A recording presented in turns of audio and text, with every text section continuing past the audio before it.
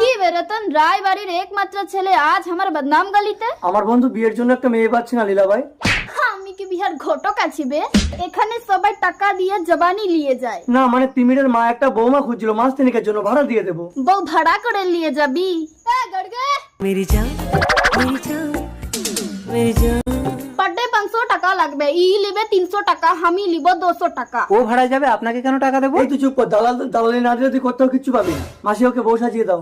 যা গার্গি ভালো করে বউ সেজে আয়। ও ঠিকঠাক অভিনয় করতে পারবে তো? মা জানতে পারলে কিন্তু মুশকিল হয়ে যাবে। আব্বে ই আগে যাত্রা দলের লড়কি ছিল বে, চল হাট।